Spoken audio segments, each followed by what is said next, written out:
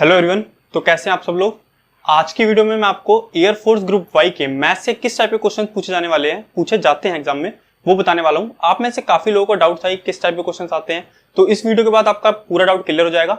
और इंग्लिश और रीजनिंग के किस टाइप के क्वेश्चन आते हैं वो मैं प्रैक्टिस सेट के जरिए आपको बता चुका हूँ। अगर आपको देखने हैं तो आप वीडियो देख सकते हैं, चैनल पे अच्छे से बता रखा है इंग्लिश के और रीजनिंग के कैसे क्वेश्चन आते हैं। तो अगर आप चैनल पे न्यू हो तो चैनल को सब्सक्राइब कर लें। और मैं काफी कोशिश कर रहा हूँ कि आपको एक बढ़िया कंटेंट प्रोवाइड कर सकूँ, तो प्लीज वीडियो ज्यादा शेयर कर दीजिएगा। तो चलिए स्टार्ट करते हैं। क्वेश्चन आपको स्क्रीन पे दिख गया होगा, तो मैं पहले क्लियर कर देने वाला हूँ कि जो भी आप टॉपिक पढ़ रहे हैं, जैसे आप परसेंटेज पढ़ रहे हैं या फिर एलसीएम एचसीएफ पढ़ रहे हैं, तो उस चैप्टर के जितने भी टाइप के क्वेश्चन बनते हैं, जैसे परसेंटेज से 6 से 7 टाइप के क्वेश्चन बनते हैं। ठीक है, एक सिंपल टाइप होता है, एक जो मैंने आपको दिखाया उस टाइप के क्वेश्चन, या अलग टाइप के क्वेश्चन भी होते हैं। जब आप पढ़ेंगे तो आपको पता चल जाएगा। तो आपको सब टाइप से क्वेश्चन पता होने चाहिए, क्योंकि की शिफ्ट में दूसरे टाइप का क्वेश्चन पूछा गया, की शिफ्ट में दूसरे टाइप का, तो एक टाइप का क्वेश्चन कोई फिक्स नहीं है कि इस टाइप का क्वेश्चन ही पूछा जाएगा। तो आप जोन सा भी चैप्टर कर रहे हैं उसके सारे टाइप के क्वेश्चन आप कंप्लीट अच्छे से पढ़ के जाएं, ताकि आपका अगर क्वेश्चन आए तो गलती से भी गलत ना हो। तो देखिए इस क्वेश्चन सॉल्व करते हैं। तो ये परसेंटेज चैप्टर से क्वेश्चन है आपका। लिखा क्या है, किसी चुनाव में 8% मतदाताओं ने अपने मत नहीं डाले। तो हम लेट कर लेंगे क्या, 100 क्या हमारे टोटल मतदाता हैं, जो हमारे टोटल नंबर ऑफ वोट थे वो 100 थे। तो लिखा गया नेक्स्ट लाइन में 8% मतदाताओं ने वोट नहीं डाले। तो 100 में से जो 8 लोग थे, 100 में से जो हमारे 8 लोग थे वो क्या है, वोट डालने नहीं गए, वो वोट डालने नहीं गए। ठीक है, ये लिखा है। उसके बाद क्या लिखा है, इस चुनाव में केवल 2 ही प्रत्याशी थे। जीतने वाले प्रत्याशी ने कुल मतों के 48% मत डाले। तो जीतने वाले प्रत्याशी के पक्ष में कुल मतों के, तो कुल मत कितने हैं, 100। 8% नहीं है वो मुझे पता है, लेकिन कुल मतों का 48% बोला है। तो कुल मतों का 48%, 100 का 48% विनर को मिले वोट। ठीक है, और बोला है कि दूसरे प्रत्याशी को उसने 1100 मतों से हरा दिया। तो पहले हम निकाल रहे हैं कि कितने मत मिले हारने वाले को। तो टोटल वोट्स में से 48 इसको मिल गए, कितने बचे रिमेनिंग वोट्स, 52 रिमेनिंग वोट्स बचे। और 52 में से 8 जो वोट्स थे ये तो बेकार थे। ठीक है, ये बेकार ही हो गए थे। ठीक है, ये जो बेकार वोट्स थे वो भी 52 में से हट जाएंगे। 100 में से 48 ये वाले हटे और 8 ये भी हटे। तो 52 में से 8 कितना बचा, 44। तो 44 किसको मिले, लूजर, मतलब जो हारा उसको मिले। तो दोनों के बीच का अंतर आप देख पा रहे हैं, परसेंटेज में कितना आ रहा है, 4 आ रहा है। ठीक है, 44 में से 48 क्या, 4 बचा। तो लेकिन क्वेश्चन में क्या बोला है कि 1100 मतों से हराया है, विनर ने हारने वाले को 1100 मतों से हराया है। तो 4 को 1100 बनाने के लिए क्या करूंगा मैं, 4 को 1100 में बदलने के लिए मैं इसको मल्टीप्लाई कर दूंगा, 4 दूनी 8, 275 से मल्टीप्लाई कर दूंगा। तो हमसे क्वेश्चन में पूछा गया टोटल नंबर ऑफ वोटर्स कितने थे। तो टोटल नंबर ऑफ वोटर्स भी हमारे, जब हमने 4 को 275 मल्टीप्लाई करा है, तो टोटल वोटर्स निकालने के लिए हम 100 को 275 से मल्टीप्लाई कर देंगे। तो हमारा कितना आएगा, 27,500 हमारा आंसर होगा फाइनल। आई होप आप सबको समझ में आया होगा। हमें जस्ट लेट करके करना था इस क्वेश्चन को, और ये अगर आपको आता होगा, ये ज्यादा ज्यादा 20 सेकंड में होगा क्वेश्चन, इससे ज्यादा टाइम नहीं लगेगा। बस आपको क्या करना है, अच्छे से कंसिस्टेंटली, जब तक एग्जाम नहीं आता प्रैक्टिस करते रहनी है बस अच्छे से। तो ये क्वेश्चन था। चलिए नेक्स्ट क्वेश्चन की तरफ बढ़ते हैं। नेक्स्ट क्वेश्चन है आपका क्वेश्चन नंबर 2। आपको दिख गया होगा स्क्रीन पे, क्वेश्चन नंबर 2 है ये आपका। तो ये क्वेश्चन जो है आपका, ये आपका आपका रेशियो प्रोपोर्शन से है। आपको एक बार खुद ट्राई करने का इसको। तो देखिए क्वेश्चन में बोला है 1162 रुपए हैं किसी व्यक्ति पे, मतलब 1162 रुपए को पी क्यू और आर के बीच इस तरह विभाजित करना है ताकि पी का 4 गुना क्यू के 5 गुने और आर के 7 गुने के बराबर हो। तो पी क्यू के और आर के बीच में इस तरह विभाजित कर दूं इन पैसों को मैं, कि कितना मिल जाए उन्हें, कि जब मैं 4 गुना पी का करूं, 5 गुना क्यू का करूं और 7 गुना आर का करूं तो वो बराबर हो। तो अब यहां से क्या है, जो ये इन्फॉर्मेशन है, यहां से हम इसका रेशियो निकाल सकते हैं पी क्यू आर का, और बाद में हम क्या कर लेंगे, फाइंड कर लेंगे कि कितना किसको मिला, और उससे हमें क्या पता चल जाएगा, सबसे कम हिस्सा किसको मिला वो पता चल जाएगा। तो देखिए क्या करना है, इनका रेशियो निकालेंगे। तो क्या करेंगे, 1/4 रेशियो 1/5 रेशियो 1/7। सीधा आप इसका उल्टा कर दीजिए और आपका रेशियो आ जाएगा। तो अब रेशियो निकालने के लिए सिंपल टर्म में हम इनका एलसीएम ले लेंगे।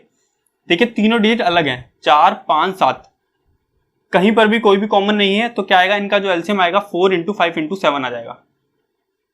ठीक है, और पी क्यू आर का रेशियो क्या होगा हमारा, यहां से हो जाएगा 35, ये हो जाएगा 28 और ये हो जाएगा 20।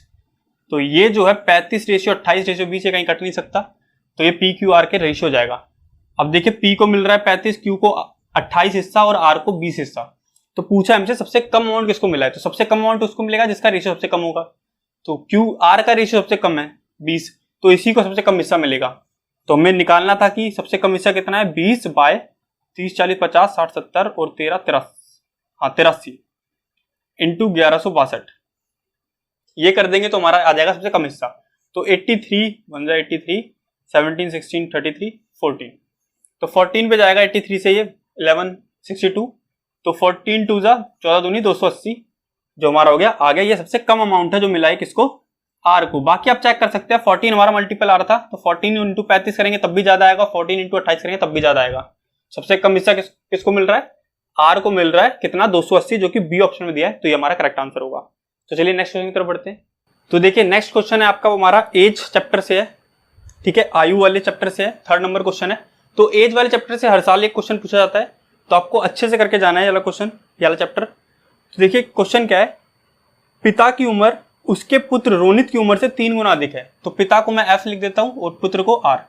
तो पिता की उम्र क्या है, पुत्र की उम्र से 3 गुना अधिक है। तो मेन जो फैक्ट था वो यही था कि पिता की उम्र कितनी है, रोनित की उम्र से 3 गुना अधिक है। कहीं पे क्या होता है कि 3 गुना है पिता की उम्र पुत्र से, तो आप इन चीजों को ध्यान में रखना है। अगर बोला होता कि पुत्र से पिता की उम्र 3 गुना है, तो 3 गुना तो 3:1 हो जाता, 3:1, लेकिन बोला 3 गुना अधिक है, मतलब अगर रोनित की उम्र 1 है तो इसकी 3 गुना अधिक, मतलब 3 जो इसके 3 गुना है उसको जोड़ देंगे जब 1 में, रोनित की उम्र का 3 गुना, 3 को जब रोनित की उम्र से जोड़ दूंगा तो पिता की उम्र आएगी 4:1, इन दोनों की उम्र का अनुपात हो गया। अब बोला है कि 8 साल बाद इन दोनों की उम्र का अनुपात कितना हो जाएगा, after further how many times, जो पिता की उम्र है रोनित की उम्र की 2.5 गुना हो जाएगी। तो रोनित की उम्र की 2.5 गुना मतलब 5:2, यहां पर बोला 2.5 गुना होगी, यहां पर नहीं बोला 2.5 गुना अधिक होगी, 2.5 गुना हो जाएगी सिंपल। तो 2.5 गुना कर दिया, 5:2 में हो गई इन दोनों की उम्र। अब हमसे क्वेश्चन में पूछा गया है कि और 8 साल आगे जाएंगे तो पिता की उम्र पुत्र की उम्र से कितने गुना होगी। अगर हम इन दोनों का रेशियो निकाल लें, ठीक है, तो हम निकाल पाएंगे इससे कि कितने गुना अधिक होगी। तो ये निकालने के लिए हमें इन 2 चीजों पे बस ध्यान देना है और हमारा आंसर आ जाएगा। तो इसके अकॉर्डिंग चलेंगे, देखिए यहां पर इन दोनों की उम्र में कितना अंतर है, 1 का, और यहां पर कितना अंतर है, 1 का। लेकिन क्वेश्चन में क्या दिया है, 1 का अंतर है ही नहीं, 8 साल का अंतर है। तो इसको 1 को 8 बनाने के लिए 8 से गुना करूंगा, ठीक है, तो इसको भी मैं 8 से गुना करूंगा। अगर इसकी एक्चुअल उम्र चाहिए मुझे रोनित की और फादर की, तो मैं 8 से गुना करूंगा। तो 8 दूनी 16, यहां पर इसकी उम्र 2 ना होकर 16 थी एक्चुअल उम्र, और यहाँ पे पिता की उम्र 5 ना होकर क्या थी, 8 पंचे 40। और हमसे पूछा था और ज्यादा आगे, और आगे 8 साल और जाना था, तो 16 में 8 जोड़ दूंगा तो यहाँ पे कितना, 24, और 40 में 8 जोड़ दूंगा तो 48। समझ पा रहे हैं ना, 2:1, 24 दूनी 48, 2:1 में आगे और 8 साल जाके इनकी उम्र हो गई।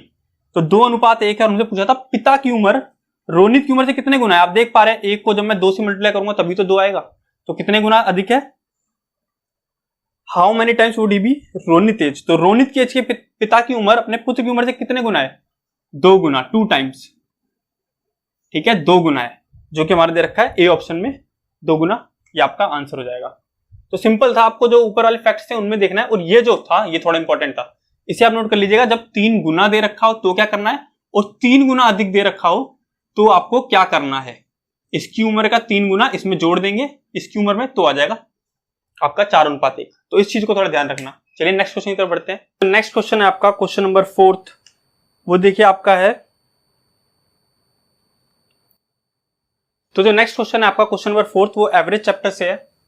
तो यहाँ पे क्वेश्चन है 9 संख्याओं का औसत, जो 9 संख्याएं थी उनका औसत बता रखा है, एवरेज कितना बता रखा है हमें, 98 बता रखा है, और हमें बोल रखा है कि 6 संख्याओं का औसत, पहली 6 संख्याएं याद रखिएगा, यहां से पहली 6 संख्याएं 4 5 6 संख्याओं का औसत कितना है, 91 है, 91 है, और आखिरी की 4 संख्या, मतलब आखिरी चालू करूंगा 1 2 3 4, तो आखिरी की 4 संख्या का औसत कितना है, 107 है। हमसे पूछा छठी संख्या है उसका औसत, उसका मान बता दीजिए, जो छठी संख्या वो कितनी होगी वो बताना है हमें सिर्फ। तो देख रहे हैं टोटल संख्या में गिवन थी कि 9 थी, लेकिन यहां पर जब टोटल करेंगे तो 10 संख्या हो गई। तो कोई एक संख्या ऐसी है जो 2 बार जोड़ ली गई है, तो कौन सी है, पहली 6 संख्या तो ये हो गई, और आखिर से जोड़ना था ना 3 संख्या आखिर से, ये हो गई, तो 9 संख्या पूरी हो गई। तो मतलब ये जो संख्या है छठी संख्या जो ये 2 बार जोड़ ली गई है, तो मतलब क्या है जब इसका टोटल और इसका टोटल ऐड करके इसमें से जब माइनस कर देंगे तो हमारी 6 संख्या आ जाएगी। क्योंकि देखिए ये 10 संख्याएं हैं, इनको जोड़ दीजिए और जो हमारा टोटल हम पे है उसको जोड़ दीजिए, तो इनको बराबरी तो करना है एक तरीके, तभी 9 संख्या का औसत होगा। तो जो भी ज्यादा हो इसमें से उसको फाइंड कर लीजिए आप, वही आपका आंसर होगा। देखिए कैसे, 6 × 91, ये तो एवरेज है ना। टोटल वैल्यू क्या होगी यहाँ की, 6 × 6 9 6 546 और यहाँ क्या होगी 428। ठीक है, मतलब ये 10 संख्याएं थी, इनका टोटल कितना आ गया हमारा 4 4 5 6 7 974 आ गया यहाँ पे जो 10 संख्याएं थी उनका टोटल। और जो हम पे एक्चुअल में 9 संख्याएं थी उनका औसत क्या आ गया 9872 का 2 और 7 9 9 882 882 है आपका। ठीक है, ये जो है एक्चुअल टोटल इतना होना था, लेकिन ये इतना हो गया है क्योंकि एक संख्या वो एक बार एक्स्ट्रा जुड़ रखी है यहाँ पे।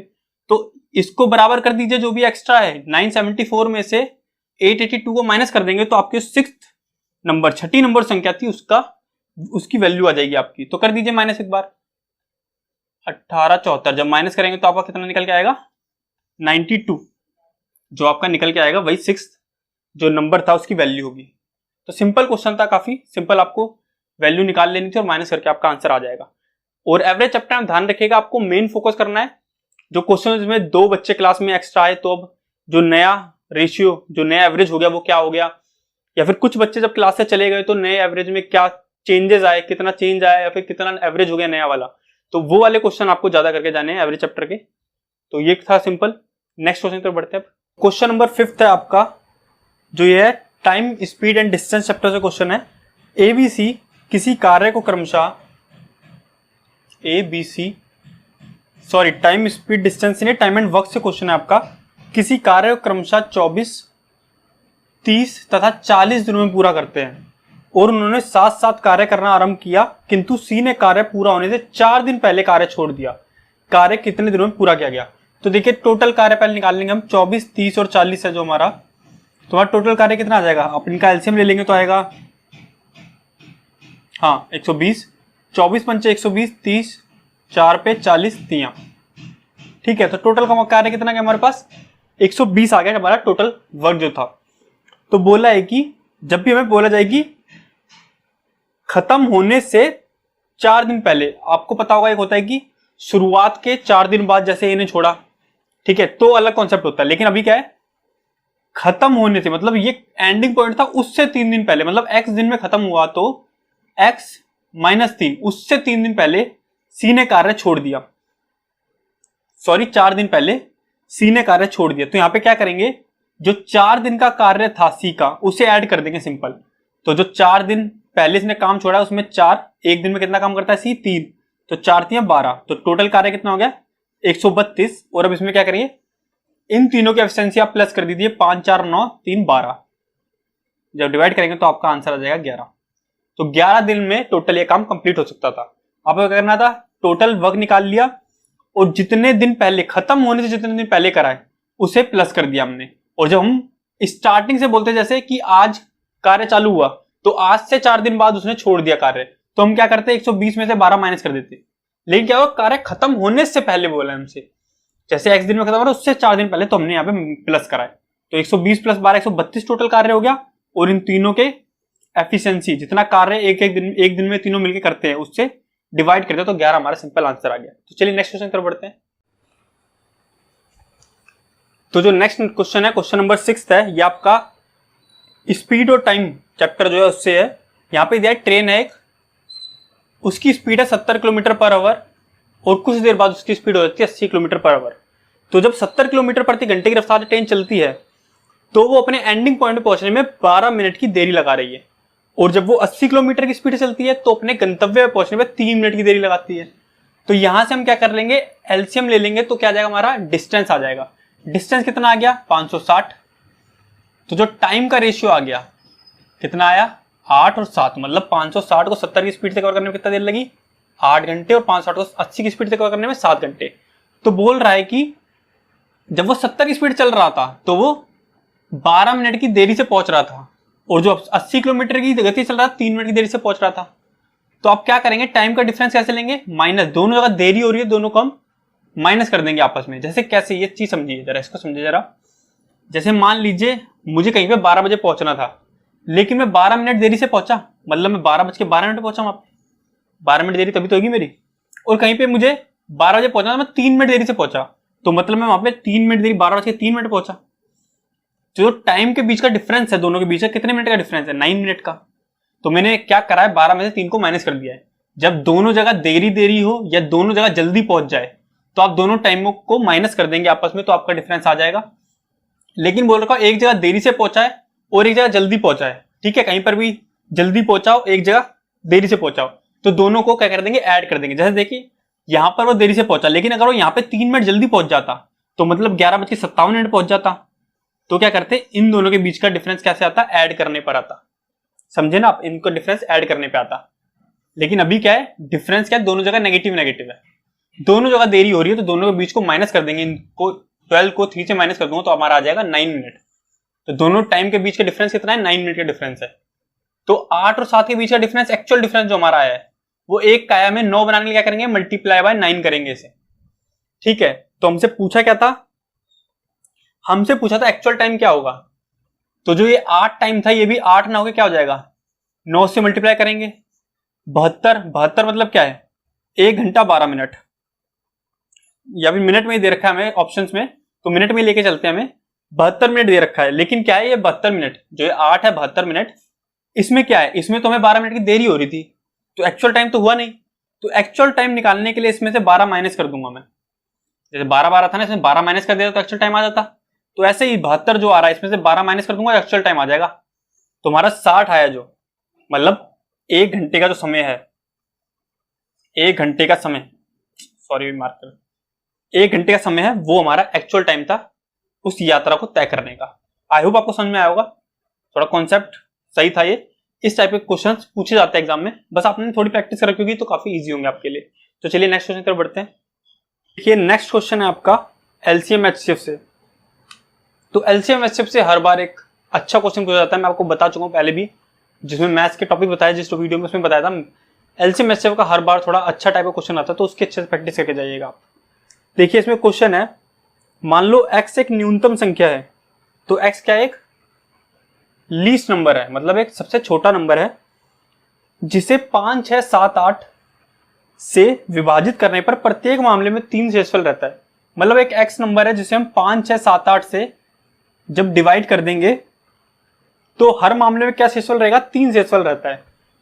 तो आपको बताना है जब 9 से विभाजित करेंगे तो कोई शेषफल नहीं रहे, ऐसा बताना है आपको x, ठीक है। तो 5, 6, 7, 8 से विभाजित करने में 3 शेषफल रहता है, तो 5, 6, 7, 8 से का हम एलसीएम ले लेंगे। 5, 6, 7, 8 का एलसीएम लेंगे तो क्या आएगा, 8 × 3 × 5 × 7, 15, 8, 120 और 7, 840। इसका आपका सिंपल एलसीएम आएगा, आप निकाल के चेक कर लीजिएगा।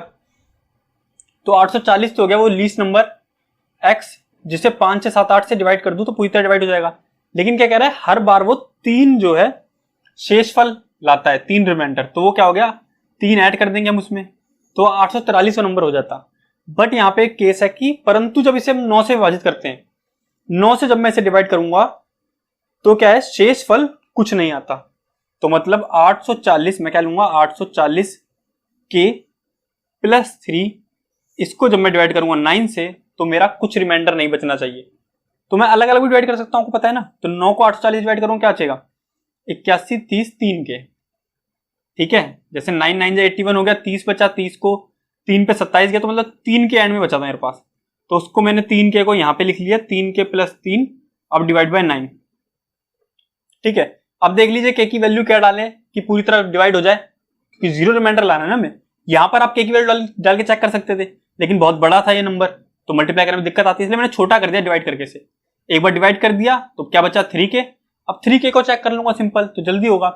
तो 3 की जगह यहाँ पे के की जगह 2 डाल दो, 3 2 जा 6 प्लस 3 क्या हो गया, 9। तो ये पूरी तरह डिवाइड हो जाएगा और कुछ भी रिमाइंडर नहीं बचेगा। तो के की वैल्यू होगी 2, तो जो हमारा एक्चुअल नंबर आएगा वो क्या आएगा, 840 × 2 प्लस 3, तो मतलब 840 दूनी कितना हो गया, 1680 प्लस 3, 1683। आई होप आपको दिख रहा होगा, मैं सही करता हूं इसे, 1683 जो हो गया वो नंबर हो गया x। लेकिन हमसे पूछा था find sum of digits of a number x, तो तो जो नंबर x है उसकी डिजिट्स का सम बताना है हमें। जो यहाँ पे संख्याएं हैं 1, 6, 8, 3, इसका योग बताना है हमें। 6, 1, 7, 8, 7 क्या होगा 15 और 3 18। तो इन सबको जब मैंने जोड़ दिया तो हमारे पास क्या आया 18 निकल के आया, यही हमारा आंसर हो गया।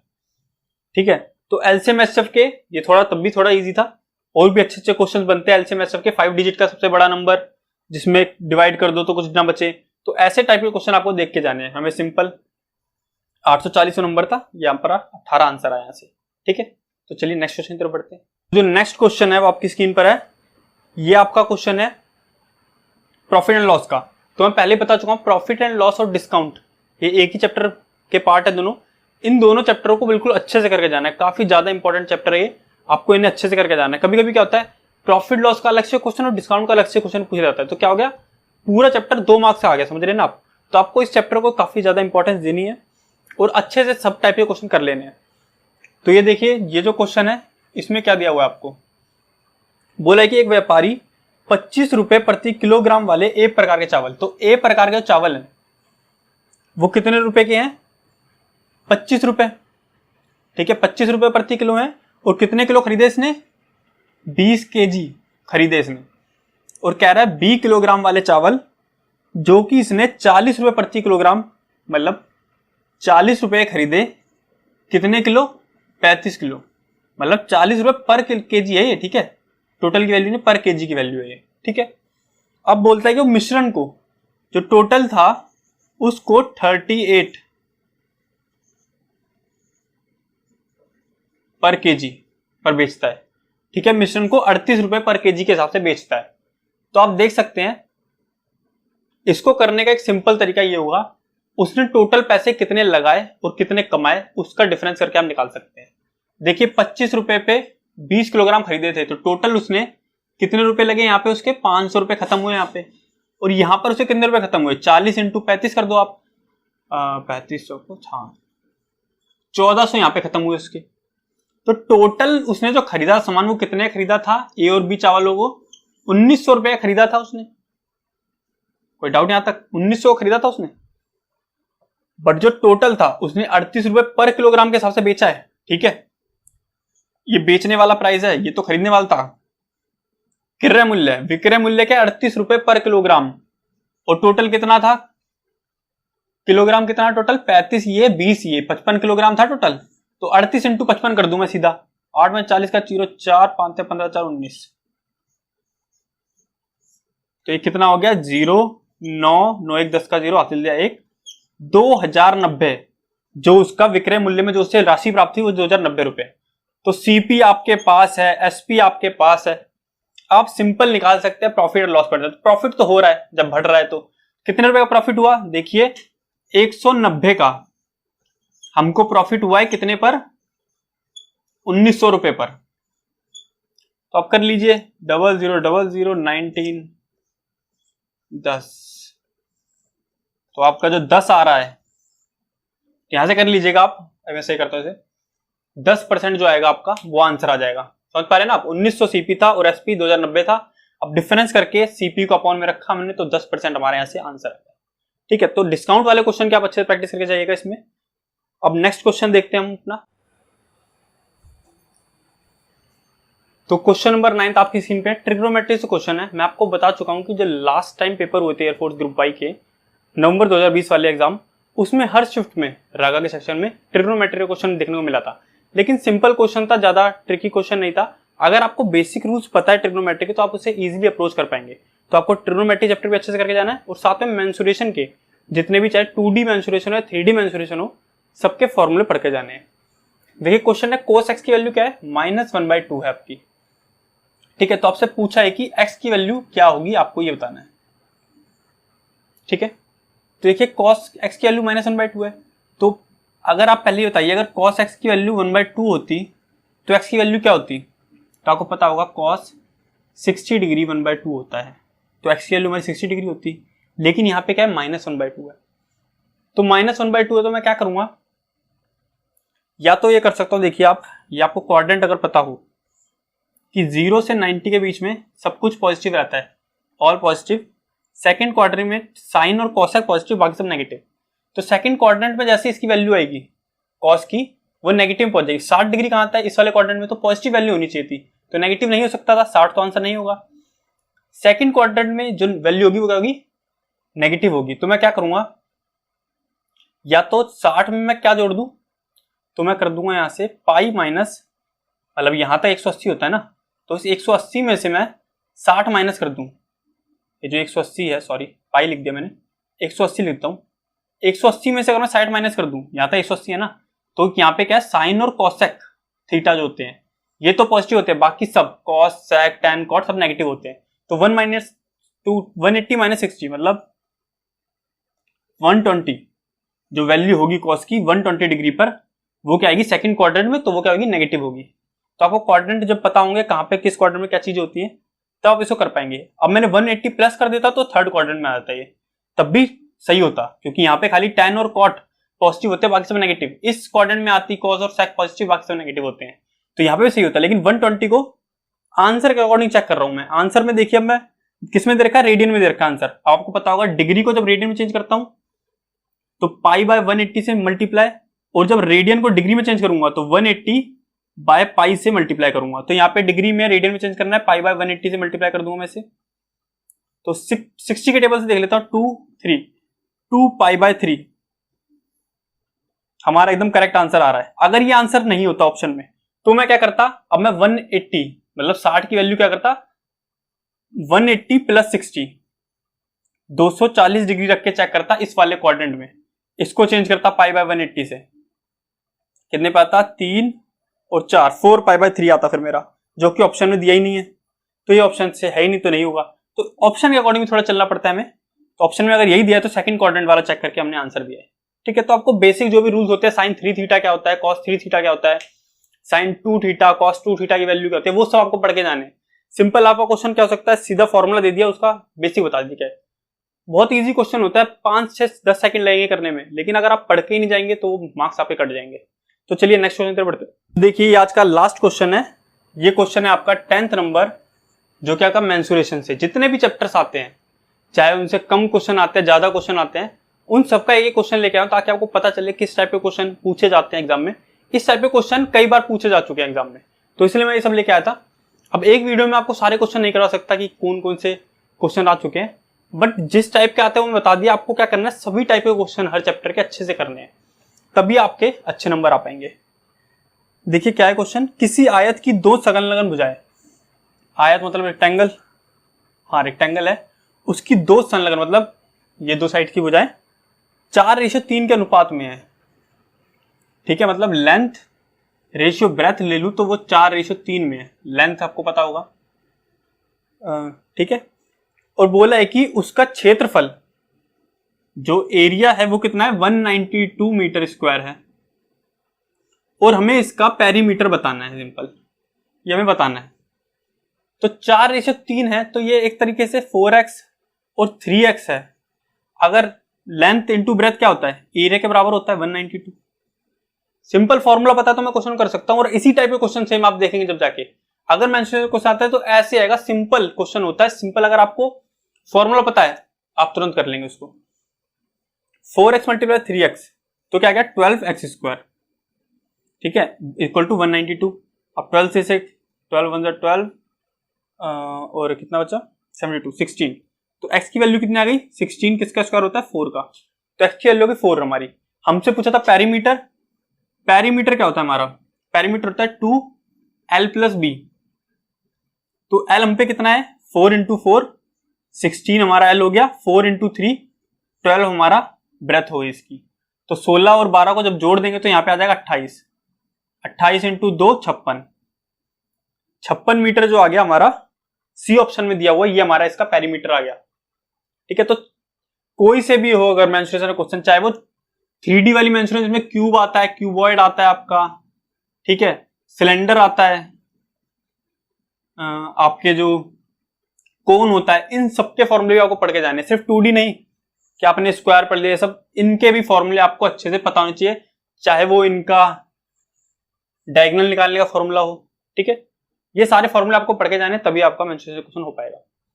तो यही था आज की वीडियो में। आई होप आपके लिए यूजफुल रहा होगा और आपको आइडिया मिला होगा कि किस टाइप के क्वेश्चंस की हमें प्रैक्टिस करनी है और आगे, और किस टाइप के क्वेश्चन पूछे जाते हैं एग्जाम में।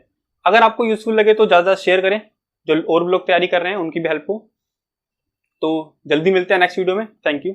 और कुछ भी क्वेरी हो आपकी कमेंट में जरूर पूछेगा। Thank you.